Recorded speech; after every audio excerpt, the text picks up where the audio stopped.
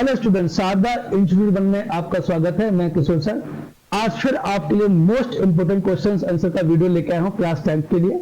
और आज का जो हमारा सब्जेक्ट है वो है हमारा सामाजिक विज्ञान और पार्ट 1 सत्ता की साझेदारी के क्वेश्चन आंसर है। और ये क्वेश्चन आंसर आपके लिए बहुत बहुत ज्यादा इंपॉर्टेंट है और इसमें से काफी हेल्प मिलने वाली है आपके एग्जाम में। और आजकल जो ड्यूटी चल रहे हैं बच्चों के और मिड टर्म के जो एग्जाम होने वाले हैं उनमें से काफी क्वेश्चन इसमें पूछे जाएंगे। तो चलिए देर न करते हुए हम इसको डिस्कस करते हैं कि हमारे कौन कौन से क्वेश्चन सबसे ज्यादा इंपोर्टेंट है। चैप्टर में से कुछ मेन पॉइंट्स जो हमने निकाले हैं जो स्मरणीय तथ्य हैं उनको भी हम डिस्कस कर लेते हैं। सत्ता की साझेदारी से अभिप्राय एवं आवश्यकता। सत्ता की साझेदारी एक ऐसी शासन प्रणाली है जिसमें समाज के सभी समुदायों और नागरिकों की हिस्सेदारी होती है। सत्ता की साझेदारी लोकतंत्र का आधार है जो भागीदारी के द्वारा संभव है। समाज में मित्रता और शांति बनाए रखने के लिए सत्ता की साझेदारी बहुत महत्वपूर्ण है, जिससे सभी सामाजिक समूह में टकराव कम होता है। जैसे भारत में सत्ता की साझेदारी कार्यपालिका, विधानपालिका और न्यायपालिका के हाथों में है, जिसके कारण संविधान में शक्ति संतुलन बना रहता है। समझ आ रहा है आप लोगों को? गुड। बिना साझेदारी के समाज में कोई काम नहीं होता है। हमें अगर कोई कार्य करना है तो एक दूसरे का सहयोग लेना पड़ता है, मदद लेनी पड़ती है, उसी को हम लोग बोलते हैं साझेदारी। अब देखिए नेक्स्ट करते हैं हम लोग बेल्जियम की कहानी। ये एक चैप्टर में से कुछ मेन पॉइंट्स निकाले गए हैं जो काफी इंपोर्टेंट है और इनको हम देख लेते हैं कि कौन कौन से जो बेल्जियम की कहानी के मेन पॉइंट्स हैं। इसमें नंबर 1 देखिए, सत्ता में साझेदारी का विचार स्वाभाविक रूप से लोकतंत्र से जुड़ा हुआ है। इसी का सेकंड पॉइंट, संसार के बहुधा समाज विभिन्न जाति, रंग, भाषा आदि के आधार पर बटे हुए हैं, इसलिए इन सामाजिक समूहों को सम्मान प्रदान करना अति आवश्यक है। इसी का थर्ड पॉइंट देखते हैं, सत्ता में साझेदारी के परिणाम को जानने के लिए हम बेल्जियम के उदाहरण की सहायता लेंगे। फोर्थ देखते हैं, बेल्जियम यूरोप का एक छोटा सा देश है, क्योंकि उस देश में जो बेल्जियम है उसमें साझेदारी की जो देखा गया वो बहुत ज्यादा देखा गया कि वहां पर एक दूसरे का सहयोग बहुत ज्यादा करते हैं। तो इसीलिए बताया गया कि बेल्जियम की कहानी क्यों रखा गया, क्योंकि उसमें साझेदारी का जो बोलबाला बहुत ज्यादा है। फिर देखते हैं, इसकी आबादी 1 करोड़ से थोड़ी सी अधिक है। इस छोटे से देश में या देश के समाज में जातीय बनावट बहुत जटिल है।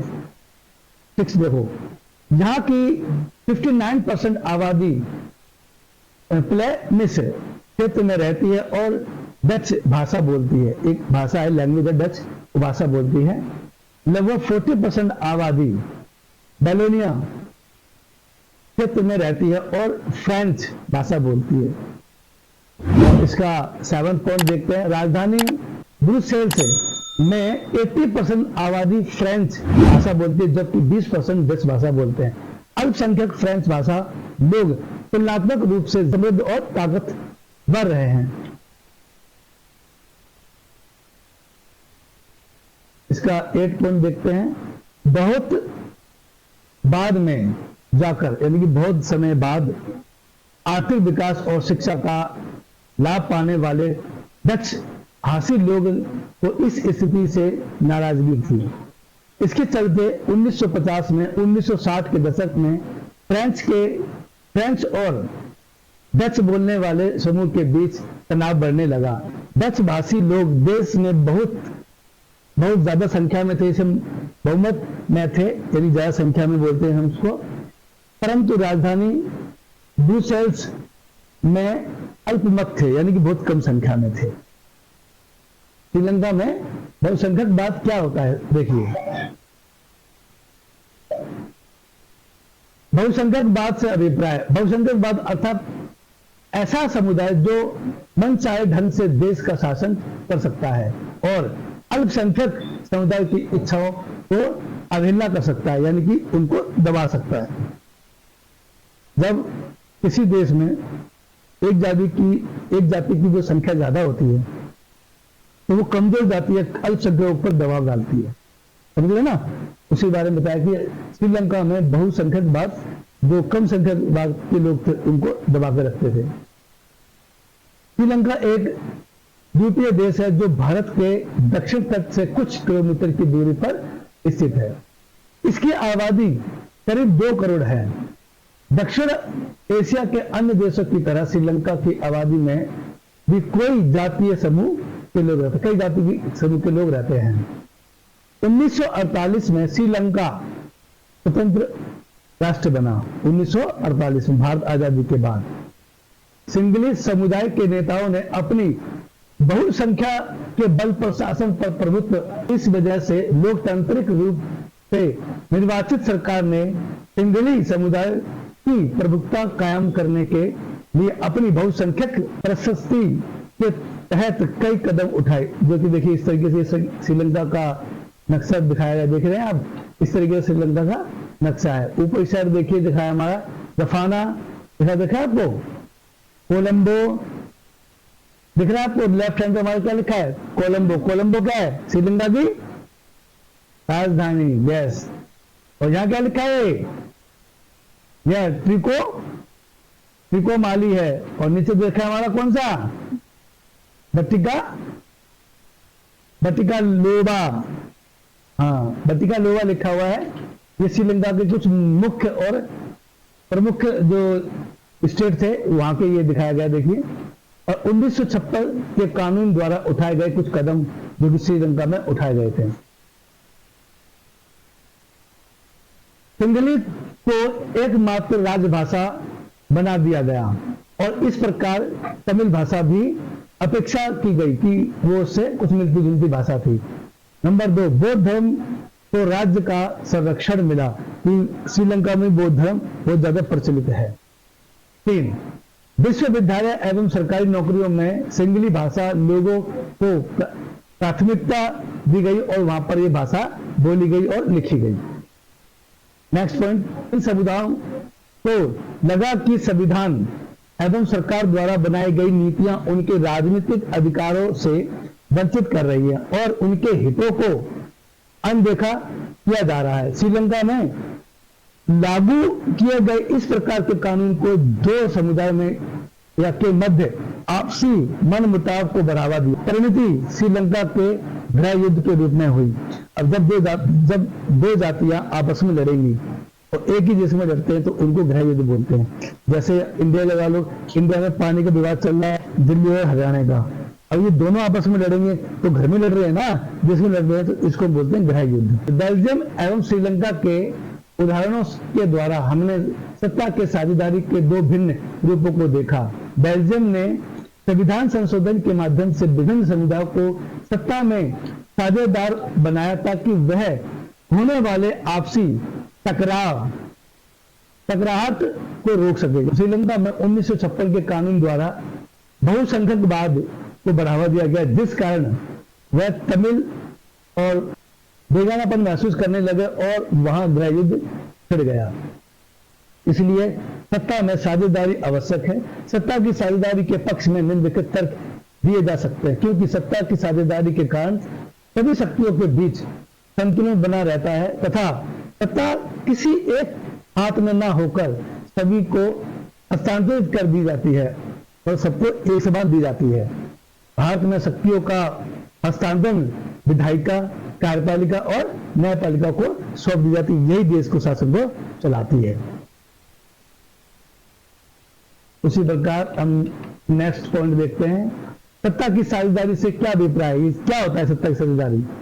तो सत्ता की साझेदारी ऐसी शासन प्रणाली है जिसमें समाज के सभी समूह और समुदायों की भागीदारी होती है।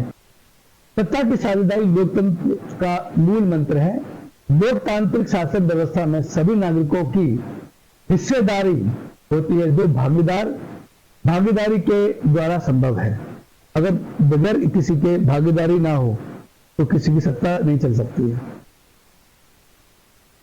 मूल मंत्र होता है, देखो मूल मंत्र क्या होता है कि जब हम किसी सरकार को चलाते हैं तो उसमें हमारा मुख्य एजेंडा क्या है, हमारा मुख्य उद्देश्य क्या है, उसे बोले मूल मंत्र।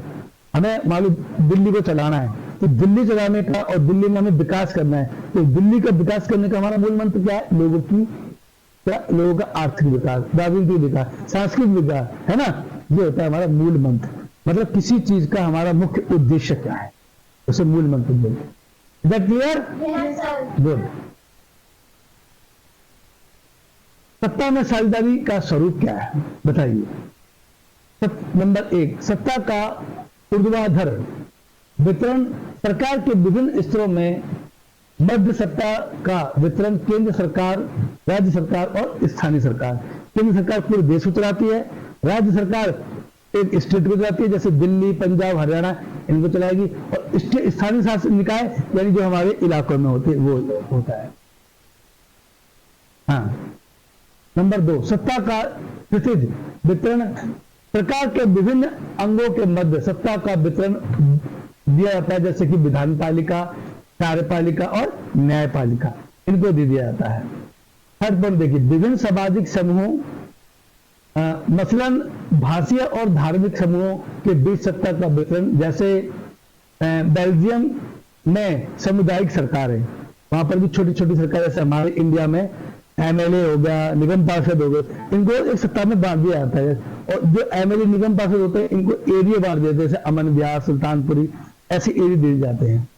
अब अमन विहार में कोई दिक्कत है, नरेंद्र देवी तो आएगा नहीं, है ना? तो इनके नीचे जो एमएलए, निगम पार्षद, मंत्री संत्री, वो लोग इसको देखते हैं।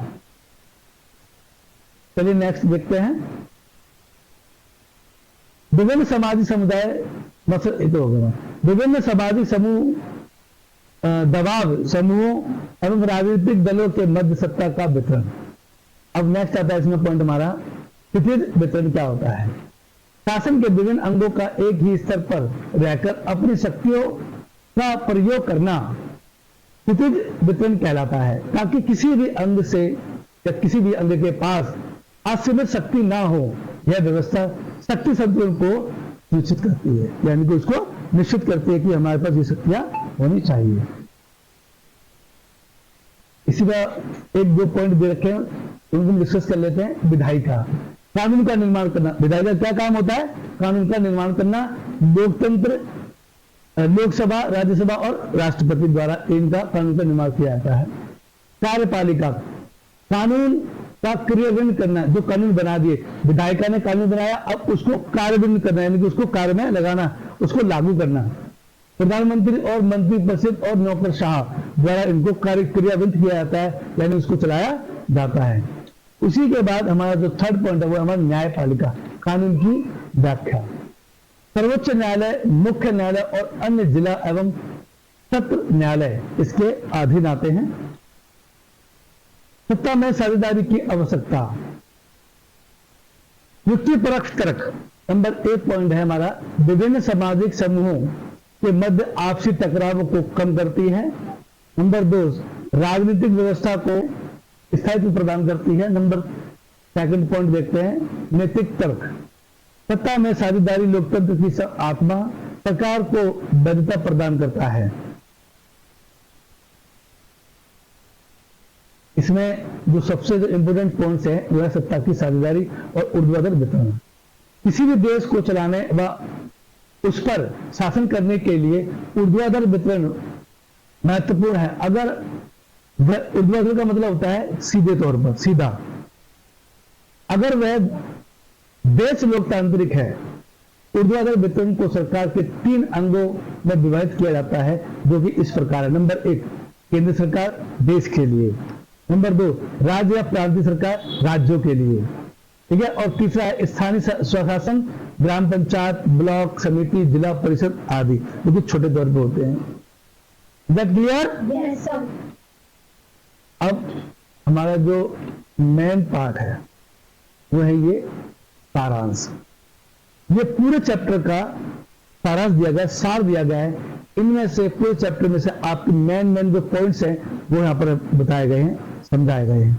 तो आप इसको ध्यान से देख लें। पूरे चैप्टर की समरी कह सकते हो आप इसको, ये पूरे चैप्टर की हमारी समरी है। अगर आपने कुछ नहीं पढ़ा तो समरी पढ़ लोगे तो आप पेपर में, एग्जाम में कुछ करके जरूर आओगे। क्लियर? Yes, sir. समझ में आ रहा है? Yes, sir. सत्ता की साझेदारी। एक ऐसी कुशल राजनीतिक पद्धति जिसके द्वारा समाज में सभी वर्गों को देश की शासन प्रक्रिया में भागीदारी बनाया जाता है, वही प्रक्रिया सत्ता की साझेदारी कहलाती है। इसके कुछ पॉइंट्स हैं, हम उसको डिस्कस कर लेते हैं। सत्ता का बंटवारा जरूरी है क्योंकि इससे विभिन्न सामाजिक समूहों के बीच टकराव का अंदेशा कम हो जाता है।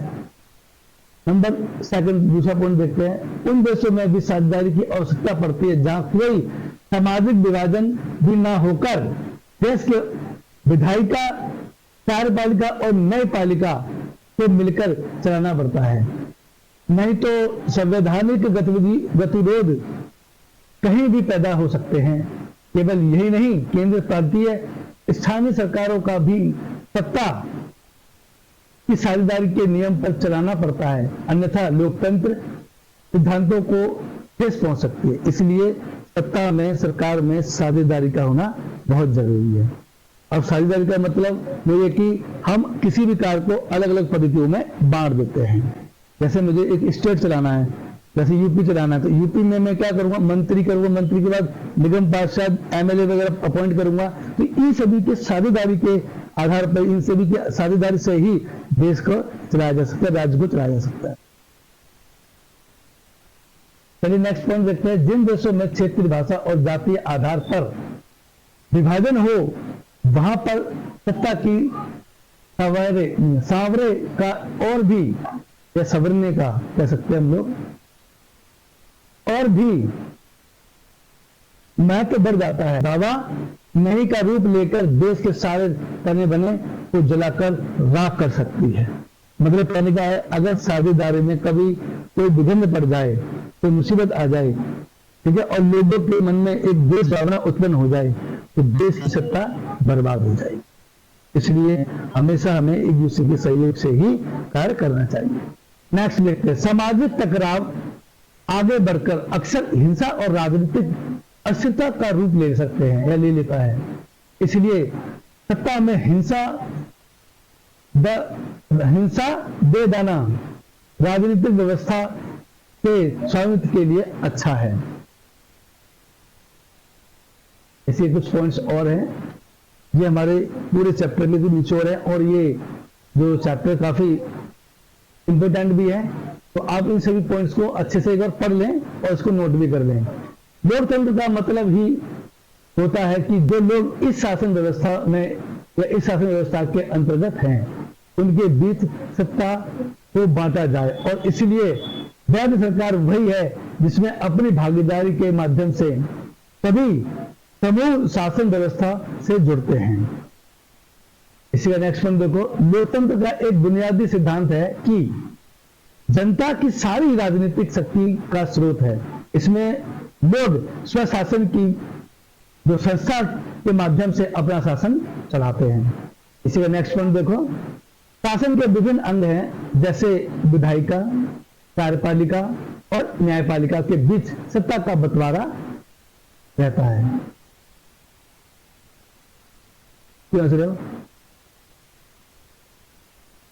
चलिए नेक्स्ट पॉइंट देखते हैं। सरकार के बीच भी विभिन्न स्तरों पर सत्ता का बंटवारा, केंद्र सरकार और राज्य सरकार, और सत्ता बंटवारा विभिन्न सामाजिक समूह के बीच होता है, जैसा कि हम ऊपर भी डिस्कस कर चुके हैं।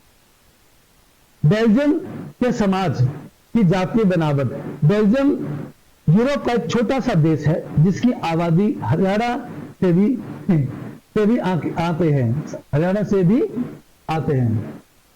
अच्छा, वहां के लोग भी आते हैं, परंतु इसके समाज में जाति है, समाज की जाति है बनावट बड़ी जटिल, और इसमें होने वाले 59% लोग क्या बोलते हैं, डच भाषा बोलते हैं, और 40% लोग फ्रेंच भाषा बोलते हैं। ये हम ऊपर डिस्कस कर चुके हैं। बाकी 1% लोग जर्मन बोलते हैं। ऐसे भाषीय विविधताओं कई बार सांस्कृतिक और राजनीतिक झगड़े का कारण बन जाती है। ठीक है, समझ में आ रहा है? श्रीलंका के समाज की जातीय बनावट। श्रीलंका में जो जातीय जो बनावट है वो किस तरह की है बताओ। श्रीलंका एक द्वीपीय देश है जो भारत के दक्षिण तट से कुछ किलोमीटर की दूरी पर स्थित है। इसकी आबादी करीब करीब 2 करोड़ लगभग रही होगी या रहती है, इतनी तो हमारे किसी स्टेट की है। अर्थात हरियाणा के बराबर बेल्जियम की भांति यहां भी कई जातीय समूह के लोग रहते हैं। देश की आबादी का कोई 74% भाग 74% भाग से क्या है, सिनालियो का है। 18% लोग तमिल हैं, तमिल बोलने, तमिलनाडु में रहने वाले तमिली है ना, वही चीज है, वो सही लिखा है। बाकी भाग अन्य छोटे छोटे जातीय समूह जैसे कि ईसाइयों, ईसा मसीह के लोग होते हैं तो ईसाई भाषा बोलते हैं, वो ईसाइयों और मुसलमानों का है। देश युद्ध पूर्वी भागों में तमिल लोग अधिक हैं। अब कुछ हम प्रश्न उत्तर कर लेते हैं जो काफी इंपोर्टेंट और खास है। देखिए, सत्ता की साझेदारी का क्या अर्थ है बताइए, पढ़ा आप लोगों ने क्या सत्ता की साझेदारी?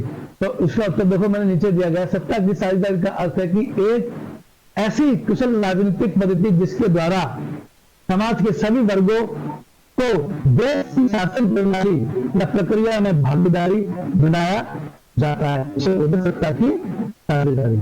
इसी का सेकंड क्वेश्चन देखो, सरकार के अलग अलग अंग कौन से हैं? तो उत्तर में दिखाइए, सरकार के अलग अलग कौन से हमारे विधायिका, कार्यपालिका और न्यायपालिका, ये होते हैं हमारे सरकार के विभिन्न अंग। ये एक एक नंबर के एग्जाम में आपसे पूछे जाएंगे। नंबर 3, देश में सत्ता की साझेदारी की क्या आवश्यकता है? अरे क्यों आवश्यकता है बताइए, उसकी क्या आवश्यकता है हमारे देश में? तो देश में सत्ता की साझेदारी की आवश्यकता इसलिए है ताकि कोई भी वर्ग यह महसूस ना कर सके कि उसकी अवहेलना हो रही है। वास्तव में सत्ता की साझेदारी लोकतंत्र का मूल मंत्र है। अवहेलना होता है किसी की मतलब बुराई करना या उसके बारे में अपशब्द कहना, अवहेलना करना, कहते ना तुम मेरी अवहेलना कर रहे हो, मेरी बेइज्जती कर रहे हो।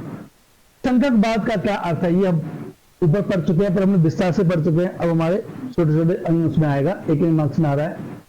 तो देखिए हम पढ़ते हैं, बहुसंख्यकवाद एक ऐसी मान्यता है जिसके अंतर्गत कोई समुदाय बहुसंख्यक होने के नाते अपने मन चाहे ढंग से समाज में फैसलों को प्रभावित कर सकता है कि हमें क्या फैसले लेने हैं, क्योंकि वो उसका दबदबा रहता है। जो बहुसंख्यक में रहते हैं उनका दबदबा हमेशा समाज में बना रहता है। उसी प्रकार से इसका 5th क्वेश्चन देखते हैं। तो 5th क्वेश्चन दे रखा है, आधुनिक लोकतांत्रिक व्यवस्था में सत्ता की साझेदारी के अलग अलग तरीके क्या हैं? इसमें से प्रत्येक का कोई एक उदाहरण भी लिखो, तो बताइए कौन कौन से हैं। 5th पॉइंट हम डिस्कस करते हैं,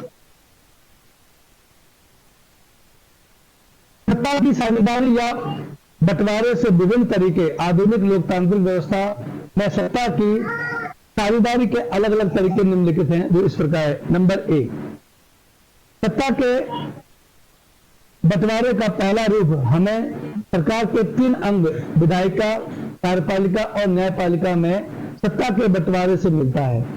जैसे भारत के संविधान ने शक्ति का विभाजन विधायिका, कार्यपालिका और न्यायपालिका में कर रखा है। शक्ति के ऐसे बंटवारे को क्या कहते हैं? वितरित वितरण कहा जाता है। इसी का सेकंड पॉइंट देखो, सत्ता के बंटवारे का दूसरा स्वरूप हमें सरकार के बीच विभिन्न स्तरों में सत्ता के बंटवारे से मिलता है। सारे देश के लिए केंद्र सरकार होती है जो पूरे देश को चलाती है। प्रांत या क्षेत्र स्तर पर अलग अलग सरकारें होती हैं। उच्चतर और निम्न स्तर की सरकारों के बीच सत्ता के इस बंटवारे को ऊर्ध्वाधर बंटवारा वितरण कहते हैं या बंटवारा कहते हैं, एक ही बात है कि बंटवारे को हम लोग वितरण कहते हैं। भारत के संविधान में केंद्र और राज्य सरकारें भी की शक्तियों को अलग अलग बांटा गया है, मतलब उनको डिस्प्ले किया गया है अलग अलग लिस्ट के अकॉर्डिंग। तो नेक्स्ट पॉइंट देखते हैं, 3rd, सत्ता का कई बार बंटवारा सामाजिक समूह जैसे कि भाषा समूह और धार्मिक समूह में भी कर दिया जाता है। बेल्जियम की सामुदायिक सरकार इस व्यवस्था को एक उत्तम उदाहरण है। बेल्जियम जो सरकार है ना, उसका एक सबसे बड़ा उदाहरण दिया गया है। फोर्थ पॉइंट देखते हैं, कई बार सत्ता का बंटवारा राजनीतिक दलों एवं दबाव समूह में ही कर दिया जाता है। फोर्थ पॉइंट देखते हैं, कई बार सत्ता का बंटवारा राजनीतिक दलों एवं दबाव समूह में भी कर दिया जाता है। यदि अनेक पार्टियां मिलकर सरकार का निर्माण करते हैं तो सत्ता का बंटवारा विभिन्न पार्टियों में कर दिया जाता है, जैसे कि हमारे इंडिया में इस बार हुआ है। कई बार इन पार्टियों में किसी विशेष विभाग के लिए भी होड़ लग जाती है। जैसे चलिए अब कुछ हम मोस्ट इंपोर्टेंट बहुविकल्पीय क्वेश्चन करते हैं, जो कि काफी इंपोर्टेंट है और ये क्वेश्चन जो है हमारे एग्जाम में जरूर पूछे जाते हैं। 15 में 20 मार्क्स के आते हैं, तो हम चलिए डिस्कस करते हैं। और इन क्वेश्चन को आप जरूर करें, क्योंकि इनसे ही हमारे जो मार्क्स है काफी अच्छे मार्क्स आने के पूरे चांसेस होते हैं। कि एक ही नंबर सही कहते हैं ना, बूंद बूंद से घड़ा भरता है, उसी प्रकार से एक एक मार्क्स से भी हमारे काफी मार्क्स बढ़ जाते हैं। चलिए देखते हैं क्वेश्चन नंबर 1। श्रीलंका में आबादी का सबसे बड़ा हिस्सा किस प्रमुख सामाजिक समूह का है? ये कुछ ऑप्शन दिए गए हैं। ऑप्शन हमारे रखा है सिंघली, नंबर ख तमिल, नंबर ग ईसाई, नंबर घ मुस्लिम। इसमें कौन सा है आप बताओ, कौन बताएगा? इशिका आंसर का सिंघली, वेरी गुड। उसी प्रकार से सेकंड देखते हैं, बेल्जियम की सीमाएं किन देशों से लगती हैं? नंबर 1 नॉर्वे, फिनलैंड, स्वीडन और ऑस्ट्रेलिया। इसके पहले में दे रखा है। और तीसरे में रखा है फ्रांस, नीदरलैंड, जर्मनी और लक्समबर्ग। और तीसरे में दे रखा है हमारा पुर्तगाल, स्पेन, रोमानिया, स्वीडन। और फोर्थ ऑप्शन दे रखा है इटली, पोलैंड और तालाविया और ऑस्ट्रेलिया। इसका सेकंड ऑप्शन बिल्कुल सही है, फ्रांस, नीदरलैंड, जर्मनी और लक्समबर्ग। ये हमारा सही ऑप्शन है। और आप बड़े ध्यान से पढ़कर ही इसको टिक करें, क्योंकि ये ऑप्शंस वाले जो क्वेश्चन होते हैं काफी इंपोर्टेंट होते हैं। आपको बड़ा ध्यान से इसको रीड आउट करना है और उसके बाद ही हमें ऑप्शन को चूज करना है। कोशिश करें कि आपके सभी ऑप्शन एकदम करेक्ट हो। तो चलिए नेक्स्ट क्वेश्चन बढ़ते हैं। 1970 से 1993 के बीच बेल्जियम के संविधान में कितनी बार संशोधन किए गए? नंबर 1 7 बार, नंबर 2 3 बार, नंबर 3 5 बार, नंबर 4 बार, नंबर 4 4 बार। इसका सही ऑप्शन है। चलिए ठीक है, वेरी गुड। चलिए नेक्स्ट क्वेश्चन करते हैं। क्वेश्चन नंबर हमारा 4। बेल्जियम की जनसंख्या कितनी है? तो ऑप्शन देखिए, लगभग 2 करोड़, लगभग 1 करोड़, लगभग 4 करोड़ और ऑप्शन 4 लगभग 3 करोड़। ये हम इनके बारे में जो हमारे ऑप्शन दिए गए हैं, सब जो हमारे एक मार्क्स के जो हमारे क्वेश्चन आंसर है, ये हम सारा ऊपर पढ़ चुके हैं ना, उसी से ही निकाले गए। तो मैं आपसे फिर रिपीट करना चाहूंगी, सभी क्वेश्चन को आप अच्छे से ध्यान से पढ़ लें, उसके बाद ही इसका आंसर टिक करें। तो इसका सही ऑप्शन क्या है इसका? यस, नंबर 2 लगभग 1 करोड़ बेल्जियम की जनसंख्या है। तो बिल्कुल सही जवाब है। इसी प्रकार से क्वेश्चन नंबर हम लोग 5 देखते हैं। बेल्जियम में किस जातीय समूह की सबसे अधिक आबादी है? Number 1 Flemish, number 2 German, number 3 French, number 4 ईसाई धर्म। नंबर 1 फ्लेमिश बिल्कुल सही जवाब है इसका। क्वेश्चन नंबर 6 देखते हैं। बहुसंख्यकवाद सिद्धांत के कारण किस देश में गृह युद्ध हुआ? Number 1 France, number 2 Sri Lanka, number 3 Germany और नंबर 4 फ्लेमिश। यस, सेकंड हमारा श्रीलंका। क्वेश्चन नंबर 7 देखते हैं। सत्ता के क्षितिज वितरण से आप क्या तात्पर्य है या आप क्या समझते हैं? क्वेश्चन नंबर 7 देखते हैं। सत्ता के क्षितिज वितरण से क्या तात्पर्य है? तो इससे आप क्या समझते हैं? देखिए, तो फर्स्ट ऑप्शन रखा है सत्ता का संघीय वितरण, सत्ता का अलगाव वितरण। थर्ड पॉइंट है कार्यपालिका, व्यवस्थापिका और न्यायपालिका में सत्ता का वितरण। नंबर 4 ऑप्शन इसका है केंद्र और राज्यों के बीच बंटवारा। थर्ड पॉइंट हमारा बिल्कुल ठीक है, कार्यपालिका, व्यवस्थापिका और न्यायपालिका में सत्ता का वितरण, ये इसका बिल्कुल सही जवाब है। नेक्स्ट क्वेश्चन देखते हैं 8। यूरोपीय संघ का मुख्यालय कहाँ है? यूरोपीय संघ का मुख्यालय कहाँ है? ऑप्शन दे रखा है हमारा अल्सो, नंबर 2 ब्रुसेल्स, ब्रुसेल्स, और नंबर 3 दे टोक्यो, नंबर 4 हमारा जिनेवा। ब्रुसेल्स क्या इसका सही जवाब? तो सही जवाब है हमारा सेकंड, ब्रुसेल्स। नेक्स्ट क्वेश्चन देखते हैं, क्वेश्चन नंबर हमारा 9। कौन सा जातीय समूह ब्रुसेल्स में बहुसंख्यक है? बहुसंख्यक का मतलब होता है कि ऐसी कौन सी जाति है जिसकी संख्या सबसे ज्यादा है। तो ऑप्शन नंबर 1 देखें, फ्रांसीसी भाषी, नंबर 2 डच भाषी, नंबर 3 जर्मन भाषी, नंबर 4 हमारा इंग्लिश भाषी। नंबर 1 इसका फ्रांसीसी भाषी एकदम सही ऑप्शन है। उसी प्रकार क्वेश्चन नंबर हम लोग 10 देखते हैं। बेल्जियम में जर्मन भाषी लोग कितने प्रतिशत हैं? तो इसके कुछ ऑप्शन दे रहे हैं, देखिए। Option number 1 5%, number 2 7%, number 3 10%, number 4 1%। मतलब यह है कि तो क्वेश्चन नंबर हमारा क्वेश्चन नंबर जो 10 है उसमें बेल्जियम में जर्मन भाषी लोग कितने प्रतिशत है? Number 1 5%, number 2 7%, number 3 10%, number 4 1%। Number 4 1% जो है बेल्जियम में जर्मन भाषी लोग रहते हैं।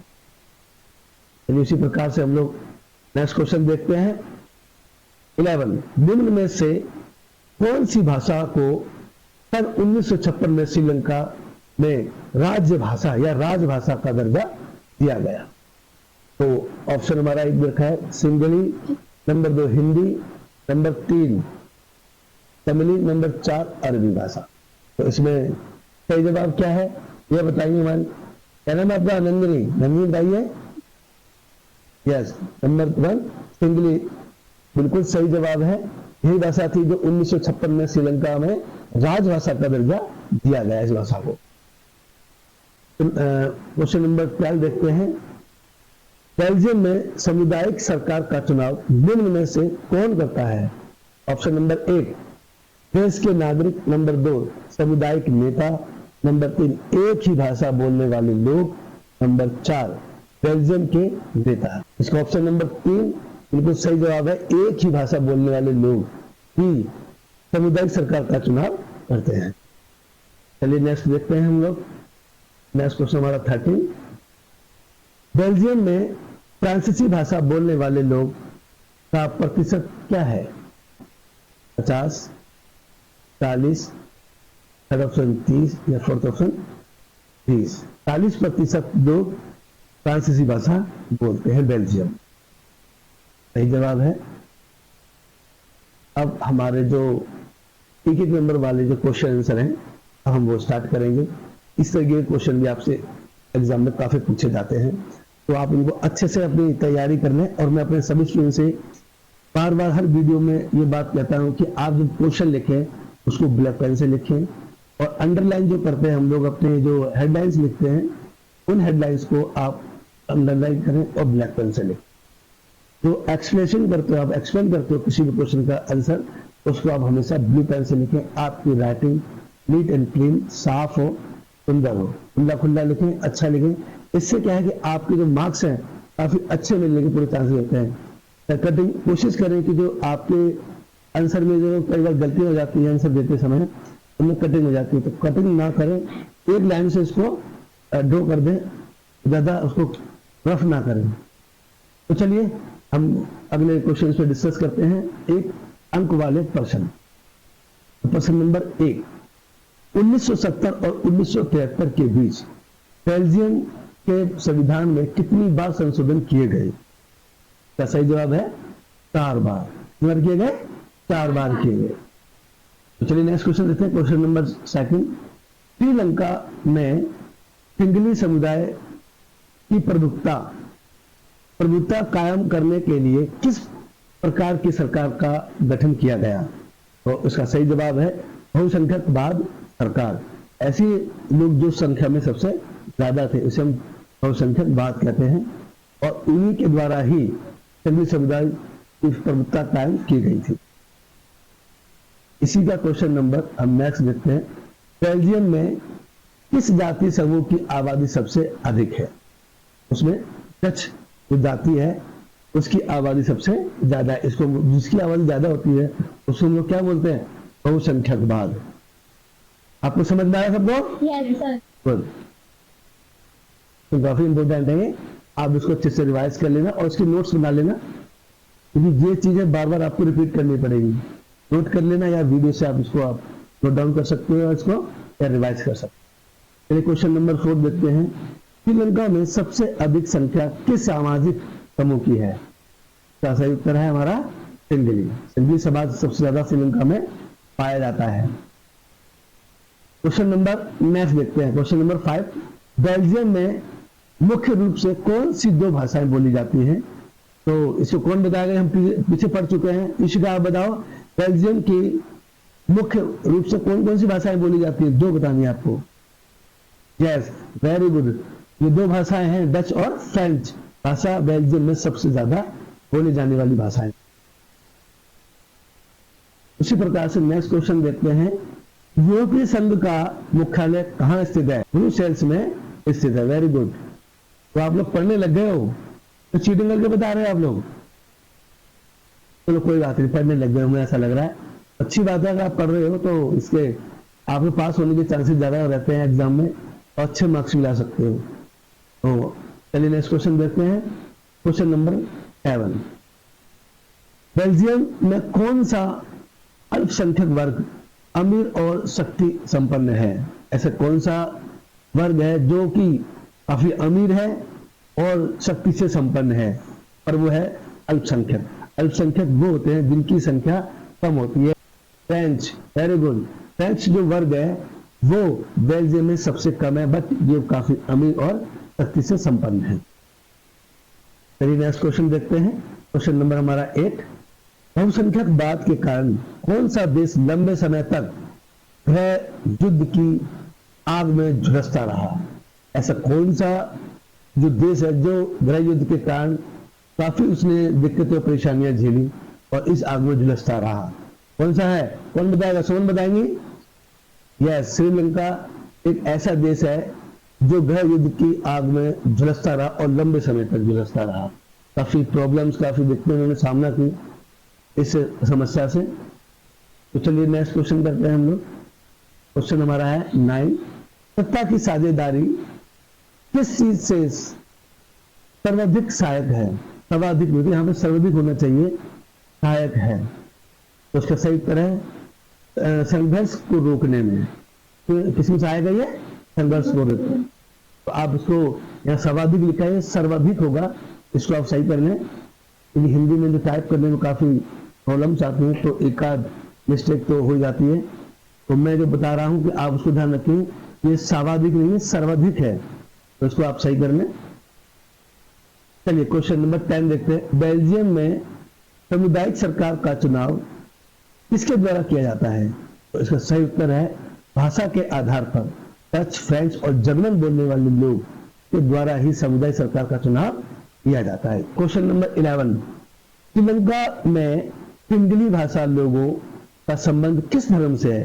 तो सिंगली भाषा के जो लोग होते हैं श्रीलंका में, उनका धर्म कौन सा है? बौद्ध धर्म भी है, ठीक है, पर बौद्ध धर्म ज्यादातर लोगों में, कुछ जाति में ना बौद्ध धर्म, जैसे हम लोग इंडिया में रहते हैं, बौद्ध धर्म भी मानते हैं, ईसाई धर्म भी मानते हैं, हिंदू मुस्लिम भी मानते हैं, सिख भी मानते है ना। ऐसे ही यहाँ पे कुछ लोग हैं जो इस जाति के लोग, हालांकि श्रीलंका में बौद्ध धर्म है, सबसे ज्यादा बौद्ध धर्म कहाँ है बताइए? वर्ल्ड में सबसे ज्यादा जो धर्म प्रचलित है वो है बौद्ध धर्म। चाइना में सबसे ज्यादा और कोई धर्म नहीं है केवल बौद्ध धर्म के अलावा। लघु और दीर्घ प्रश्न, 3 और 5 अंक वाले प्रश्न, ये भी क्वेश्चन काफी इंपोर्टेंट है, और ये आपके जो बुक है ये इस चैप्टर में से बीच में से निकाले गए क्वेश्चन हैं, इसलिए काफी इंपोर्टेंट होते हैं। अगर आपने सारे क्वेश्चन कर लिए, इट मीन्स आपने पूरा चैप्टर अच्छे से रिवाइज कर लिया, हर लाइन को अच्छे से पढ़ लिया, इसका मतलब यह है। तो आप इन सभी क्वेश्चनों को अच्छे से रिवाइज कर ले, एक बार पढ़ ले, वीडियो देख ले, 2 बार पढ़ ले, आपको चैप्टर ऐसे ही याद हो जाए।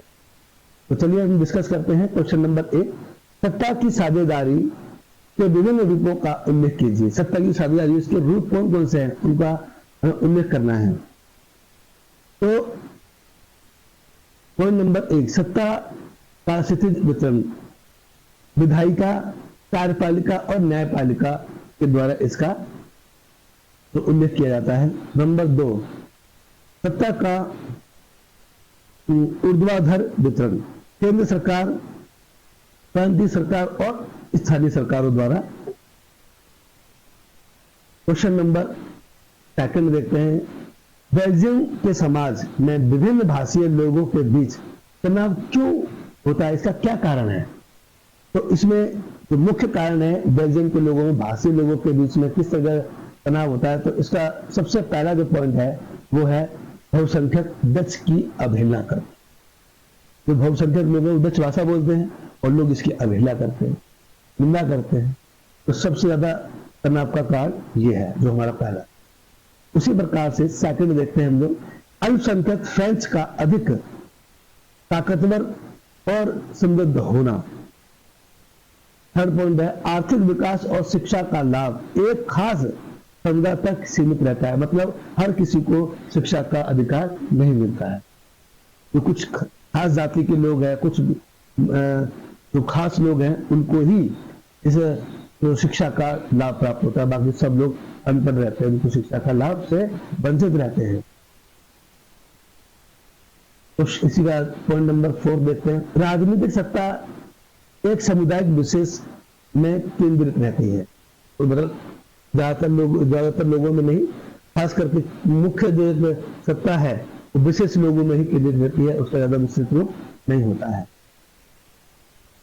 क्वेश्चन नंबर 3, श्रीलंका में बहुसंख्यकवाद ने किस प्रकार सामाजिक तनाव को जन्म दिया है। तो उत्तर देखते हैं हम लोग। नंबर 1, इसका पॉइंट देखिए, मैंने आपको पहले भी बताया, पॉइंटों को आप इस तरीके से लिखेंगे और साफ और सुंदर राइटिंग में लिखें। तो पॉइंट नंबर 1, बहुसंख्यकवाद के तहत सिंगलियों के हितों का विशेष ध्यान रखा गया। नंबर 2, सभी महत्वपूर्ण क्षेत्रों में सिंगलियों का एकाधिकार था। एकाधिकार का मतलब होता है ऐसा क्षेत्र जहां पर केवल एक ही जाति या एक ही वर्ग या एक व्यक्ति का अधिकार हो, उसे कहते हैं एकाधिकार। नेक्स्ट ऑप्शन देखते हैं इसका, सिंगलीय की एकमात्र राजभाषा का दर्जा देना। फोर्थ पॉइंट देखते हैं, तमिल के हितों को दरकिनार करना। और इसका नेक्स्ट पॉइंट है 5th, तमिलों को राजनीतिक अधिकार से वंचित रखना। ये इसके मुख्य पॉइंट हैं। बहुसंख्यकवाद का जो तनावपूर्ण होने के, उसमें तनाव का सबसे बड़ा रीजन जो था वो ये है जो हमने ऑप्शन में लिख दिया। चलिए उसी प्रकार से नेक्स्ट क्वेश्चन करते हैं। क्वेश्चन नंबर हमारा 4, सत्ता की साझेदारी क्यों आवश्यक है, तर्क दीजिए या उसको एक्सप्लेन कीजिए। एक पॉइंट देखते हैं, उत्तर विभिन्न सामाजिक समूहों के बीच टकराव को कम करना।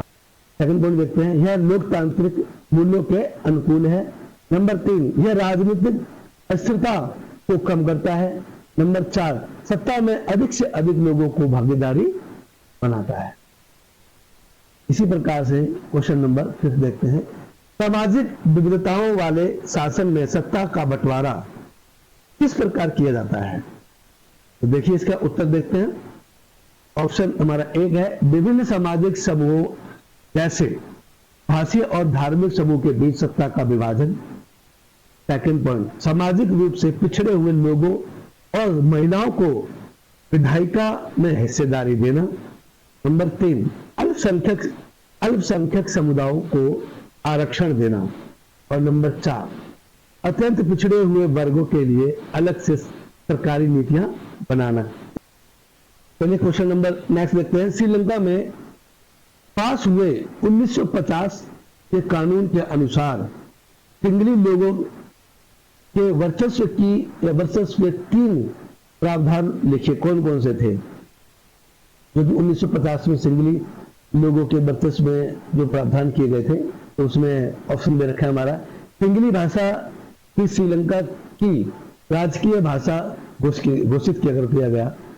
पॉइंट नंबर 1, सिंगली भाषा की श्रीलंका की राज्य भाषा घोषित करना। नंबर 2, सिंगली लोगों की शिक्षण संस्था और सरकारी नौकरियों में प्राथमिकता देना। नंबर 3, सिंगली लोगों को राजनीतिक प्रक्रियाओं में स्वतंत्र रूप से भाग लेने का अधिकार। नंबर 4, बौद्ध धर्म को पूजा अर्चना की पूर्ण स्वतंत्रता। ठीक है ना, ये हमारे बहुत इंपोर्टेंट पॉइंट्स थे इसके। नेक्स्ट करते हैं हम लोग प्रश्न नंबर 7, सत्ता के ऊर्ध्वाधर वितरण और क्षितिज वितरण में अंतर स्पष्ट कीजिए। तो उत्तर है ऊर्ध्वाधर वितरण। इसके कुछ पॉइंट दिए गए हैं। इसके अंतर्गत सरकार के विभिन्न स्तरों में सत्ता का बंटवारा होता है। इसमें निम्नतर अंग उच्चतर अंग के अधीन काम करते हैं, मतलब उसके दबाव में काम करते हैं। और इसी का नेक्स्ट सवाल, क्षितिज वितरण क्या होता है? इसके अंतर्गत सरकार के विभिन्न अंगों के बीच सत्ता का बंटवारा होता है। इसमें सरकार के विभिन्न अंग एक ही स्तर पर रहकर अपनी शक्ति का उपयोग करते हैं। और इसका नेक्स्ट पॉइंट है, इसमें प्रत्येक अंग एक दूसरे पर नियंत्रण रखता है। ये क्षितिज वितरण के कुछ मुख्य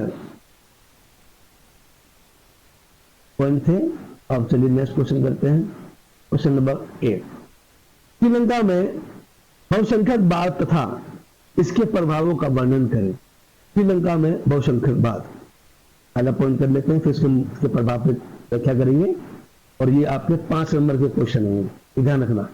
आगे जो हमने ऊपर किए थे वो जो 20 से 25 शब्दों में थे वो हमारे एक 3 मार्क्स वाले थे। ये ज्यादा है, इतने से हमारे 5 अंकों वाले हैं। और आपको बिल्कुल ऐसे ही करना है जैसे मैंने इसमें लिखा हुआ है।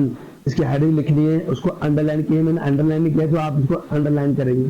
जैसे उत्तर में देखिए मैंने लिखा है श्रीलंका में बहुसंख्यकवाद, इसको आपको ब्लैक पेन से लिखना और अंडरलाइन करना है। फिर आपको पॉइंट को एक्सप्लेन करना है और आप उसको ब्लू पेन से करें। चलिए देखते हैं। सिंगली को एकमात्र राजभाषा घोषित करना। नंबर 2, विश्वविद्यालय और सरकारी नौकरी में सिंगलियों को प्राथमिकता देना। और थर्ड पॉइंट, सरकार द्वारा बौद्ध मत को संरक्षण और बढ़ावा देना। उसी प्रकार से बहुसंख्यकवाद का प्रभाव, पॉइंट नंबर 1 देखते हैं। बहुसंख्यकवाद का प्रभाव, पॉइंट नंबर 1, तमिलों की नाराजगी और शासन के प्रति बेगानेपन को बढ़ावा। नंबर 2, 1980 के दशक और में उत्तर पूर्वी श्रीलंका में स्वतंत्र तमिल फिल्म बनाने की मांग। नंबर 3, सिंगली और तमिलों के बीच टकराव तथा गृह युद्ध का जन्म देना। नंबर 4, गृह युद्धों के कारण हजारों लोगों का मारा जाना तथा बेघर हो जाना। नंबर 5, युद्ध के कारण देश के सामाजिक, सांस्कृतिक और आर्थिक जीवन में दुष्प्रभाव पड़ा, सब बहुत ज्यादा प्रभाव पड़ा इसके कारण। और चलिए नेक्स्ट क्वेश्चन करते हैं। क्वेश्चन नंबर हमारा 9, बेल्जियम में सामाजिक विविधताओं से उत्पन्न समस्याओं का समाधान कैसे किया जाए। चलिए इसका उत्तर देखते हैं। बेल्जियम में सामाजिक विविधताओं से उत्पन्न समस्या का समाधान इस प्रकार है। पॉइंट नंबर 1, केंद्र सरकार में डच और फ्रेंच भाषा मंत्रियों की समान संख्या होनी चाहिए। और इसका सेकंड पॉइंट देखते हैं। केंद्र सरकार के अनेक शक्तियों की क्षेत्रीय सरकारों को सौंपना। तीसरा, केंद्र सरकार में दोनों समुदायों का समान प्रतिनिधित्व करना। चौथा, सामाजिक सरकार का चौथा पॉइंट है सामुदायिक सरकार का गठन करना। और इसका फिफ्थ पॉइंट है क्षेत्रीय और सामुदायिक सरकारों को विभिन्न मामलों या मसलों में निर्णय लेने की स्वतंत्रता। इसी प्रकार से नेक्स्ट क्वेश्चन करते हैं। क्वेश्चन नंबर 10, विभिन्न दबाव समूह और राजनीतिक दल किस प्रकार सत्ता के बंटवारे में महत्वपूर्ण भूमिका निभाते हैं। तो उत्तर देखते हैं। पॉइंट नंबर 1, व्यापारी, उद्योगपति, किसान और औद्योगिक मजदूर जैसे कई संगठित हित समूह का सक्रिय होना। सेकंड पॉइंट, हित समूह एवं दबाव समूह का सरकार के विभिन्न समितियों में सीधी भागीदारी करना। थर्ड पॉइंट, सरकार के ऊपर दबाव बनाकर महत्वपूर्ण फैसले के लिए सरकार की बाध्य करना, यानी सरकार को बाध्य करना उसके लिए। और इसका नेक्स्ट पॉइंट है अपने अपने वर्ग के हितों को बढ़ावा देना। तो कोई भी सरकार हो वो हमेशा अपने वर्ग के लोगों का ही बढ़ावा देती है। तो आजकल राजनीति का सबसे बड़ा एजेंडा बन गया है। चलिए इसका नेक्स्ट पॉइंट करते हैं, जनता की मुख्य समस्याओं की तरफ सरकार का ध्यान आकर्षित करना। जनता की क्या क्या समस्याएं, क्या क्या जरूरतें हैं, उसकी तरफ उनका ध्यान आकर्षित करना। क्वेश्चन नंबर 11 देखते हैं, तमिल भाषी लोगों की क्या मांग है। तो उत्तर में देखिए, श्रीलंका में तमिल भाषी लोगों ने अपने राजनीतिक दलों के माध्यम से निम्नलिखित मांगे रखी हैं। तो इस प्रकार है, देखिए नंबर 1, तमिल भाषी या तमिल भाषा को राज्य भाषा या राजभाषा बनाया जाए, ये उनकी पहली मांग। तो उसका फर्स्ट पॉइंट है तमिल भाषा को राजभाषा बनाया जाए, ये उनकी पहली मांग थी। और सेकंड में है क्षेत्रीय स्वतंत्रता, क्षेत्रीय स्वतंत्रता दी जाए। नंबर 3, अन्य जातीय समूह के समान शिक्षा तथा रोजगार की सुविधाएं दी जाए। नंबर 4, 1980 के दशक में तमिल सरकार बनाने की मांग थी, उसको पूरा किया जाए। उसी प्रकार से नेक्स्ट क्वेश्चन देखते हैं, क्वेश्चन नंबर 12, सत्ता की साझेदारी क्यों जरूरी है, 3 कारण बताइए। इसका पहला कारण देखते हैं, यह सामाजिक समूह के बीच संघर्ष की संभावना को कम करती है। सेकंड पॉइंट, सत्ता के साझेदारी प्रजातंत्र का आधार है, यह विकास के लिए आवश्यक है।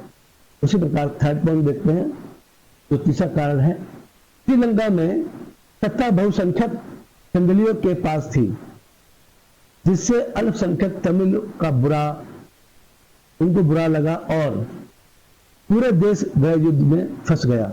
और ये गृह युद्ध काफी समय तक चलता रहा, जिसमें काफी लोगों की मृत्यु हुई, बहुत हजारों की संख्या में लोग बेघर हुए। समझ में आ रहा है आप लोगों को? चलिए नेक्स्ट क्वेश्चन करते हैं, क्वेश्चन नंबर हमारा 13, सन 1960 में बेल्जियम में असंतोष के क्या कारण थे, असंतोष किस प्रकार दूर किया गया। और ये क्वेश्चन काफी इंपोर्टेंट है, खास करके जो हम लोग 3 और 5 नंबर वाले कर रहे हैं, इसको ध्यान से देख रहे हैं आप। चलिए इसके उत्तर देखते हैं। चलिए इसका फर्स्ट पॉइंट करते हैं, अल्पसंख्यक फ्रेंच भाषी लोग तुलनात्मक दृष्टि से समृद्ध और ताकतवर थे। बहुसंख्यक डच भाषी लोगों को इससे नाराजगी थी। सेकंड पॉइंट, राजधानी ब्रुसेल्स में डच भाषीय अल्पमत में और फ्रेंच भाषी बहुसंख्यक थे।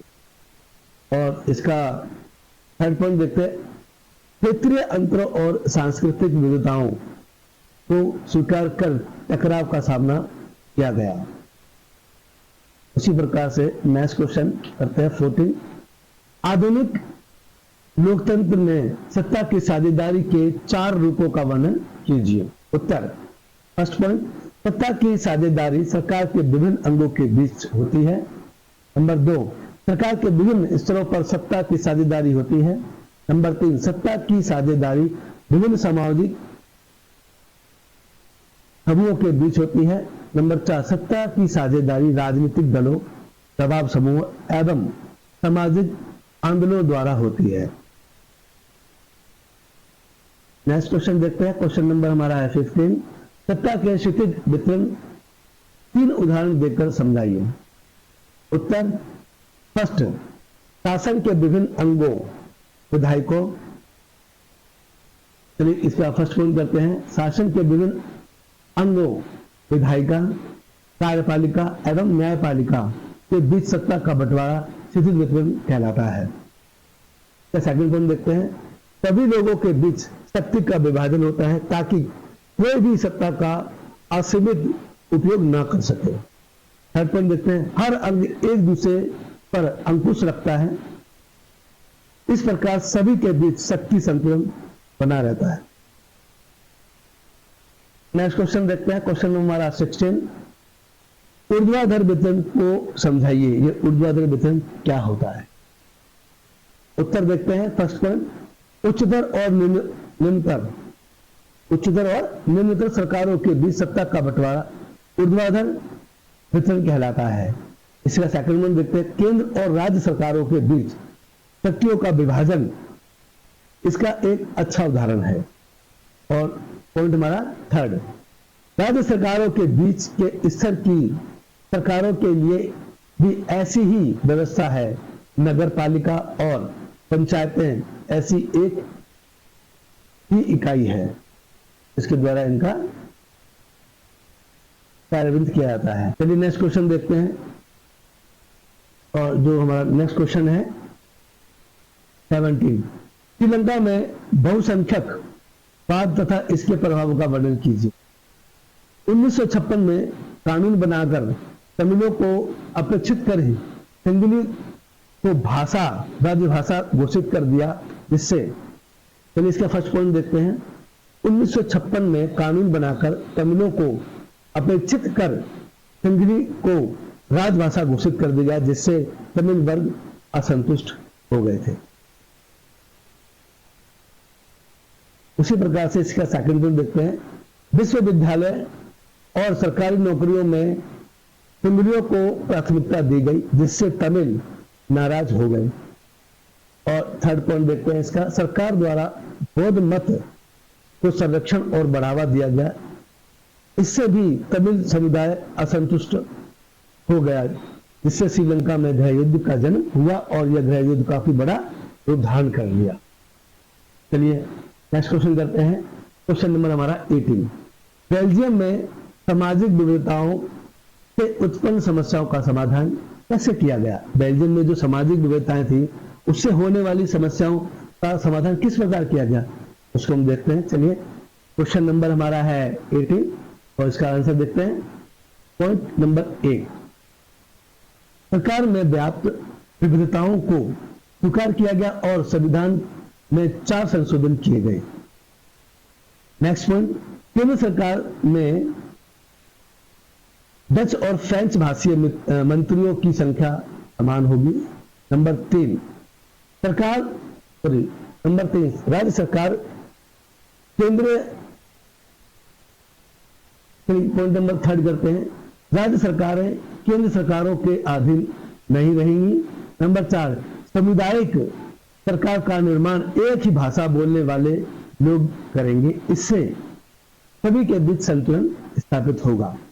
और इसका 5th पॉइंट में नहीं है, सारे पॉइंट दिए गए हैं। क्वेश्चन नंबर 19 देखते हैं, युक्ति परक और नैतिक तर्क में क्या अंतर है। उत्तर देखते हैं। पॉइंट नंबर 1 देखते हैं, लाभ हानि का सावधानी पूर्वक हिसाब लगाकर लिया गया फैसला युक्तिपूर्वक तर्क कहलाता है। सेकंड पॉइंट, नैतिक तर्क सत्ता के उचित बंटवारे का चिंतन होता है, तो चिंतन करते हैं इसके, तो नैतिक तर्क है सत्ता के उचित बंटवारे में। उसका थर्ड पॉइंट देखते हैं, दोनों तर्कों के द्वारा आपसी टकराव को टाला जा सकता है। अगर दोनों पक्ष के लोग आपस में सहयोग करेंगे तो यहाँ पर लड़ाई झगड़े का चांस बहुत कम रहता है, और एक दूसरे के सहयोग से ही हमें सरकारें और कार्य करने चाहिए। तो नेक्स्ट क्वेश्चन करते हैं। क्वेश्चन नंबर हमारा 20, श्रीलंकाई तमिलों ने अपने अधिकारों के लिए किस प्रकार संघर्ष किया। तो इसके उत्तर देखते हैं। पॉइंट नंबर 1, तमिलों द्वारा राजनीतिक पार्टियां बनाई गई। नंबर पॉइंट 2, तमिलों द्वारा बराबरी की मांग की गई। और थर्ड पॉइंट है इसका, तमिलों ने स्वतंत्र तमिल इलम की मांग की और हिंसा का भी सहारा लिया। उन्होंने अपनी मांगों को मनवाने के लिए कई प्रकार के रोड शो किए और हिंसा की हड़तालें की, जिससे कि हमारी मांगों को पूरा किया जाए। आजकल यही होता है राजनीति में, तो अपनी मांगों को मनवाने के लिए लोग बाग तरह तरह के हथकंडे अपनाते हैं, जैसे कि हड़तालें करना, रोड शो करना और जुलूस निकालना। इस तरह की गतिविधियां राजनीति में होती रहती है। क्वेश्चन नंबर हमारा 21, विभिन्न दबाव समूह और राजनीतिक दल किस प्रकार सत्ता के बंटवारे में महत्वपूर्ण भूमिका। चलिए उत्तर देखते हैं। इसमें पहला पॉइंट है हमारा, राजनीतिक दल समाज में अपनी अपनी विशेषताएं बताकर जनता को प्रभावित करते हैं कि हमारी ये विशेषता है, हम ये करेंगे, हम ये कर सकते हैं। इस तरीके की राजनीति में काफी मतलब लोग अपनी पार्टी को अच्छा बताने के लिए ऐसी ऐसी बातें करते हैं। सेकंड पॉइंट, व्यापारियों, किसानों आदि वर्गों के हितों या हित, तो इसका सेकंड पॉइंट देखते हैं, व्यापारियों, किसानों आदि वर्गों के हित समूह सत्ता पर दबाव बनाकर सत्ता में हिस्सेदारी प्राप्त करते हैं। थर्ड पॉइंट देखते हैं, वर्तमान में गठबंधन की सरकार साझेदारी का एक अच्छा उदाहरण है। चलिए क्वेश्चन नंबर 22 करते हैं, सामाजिक विविधताओं वाले शासन में सत्ता का बंटवारा किस प्रकार किया जाता है। उदाहरण। फिर उत्तर पॉइंट नंबर 1, सत्ता का बंटवारा विभिन्न सामाजिक समुदायों में भाषा और धार्मिक आधार पर किया जाता है। पॉइंट सेकंड, आर्थिक रूप से कमजोर तथा महिलाओं को आरक्षण देकर सत्ता का बंटवारा किया जाता है। थर्ड पॉइंट देखते हैं, अल्पसंख्यकों को भी उचित हिस्सेदारी देकर संतुष्ट किया जाता है या किया जा सकता है। इस प्रकार साझेदारी से सत्ता का उचित बंटवारा कर आपसी तालमेल किया जा सकता है या ठीक किया जा सकता है। और ये हमारे सभी क्वेश्चन कंप्लीट हो गए हैं और मैं अपने सभी स्टूडेंट से कहना चाहूंगा कि आप इन सभी क्वेश्चनों को, क्वेश्चन आंसर्स हैं, इनको अपनी नोटबुक या रजिस्टर में नोट डाउन कर लें और नोट्स बना लें और समय समय रहते हुए इसको रिवाइज करते रहें। अगर आप मेरी इस वीडियो को पहली बार देख रहे हैं तो प्लीज इस वीडियो को सब्सक्राइब करें, लाइक करें, शेयर करें और बेल आइकन में क्लिक करना न भूलें, जिससे कि मेरे और भी मोस्ट इंपोर्टेंट वीडियो का नोटिफिकेशन आपको सबसे पहले मिल सके। तो चलिए तब तक के लिए टेक केयर, बाय बाय, जय भारत, जय हिंद।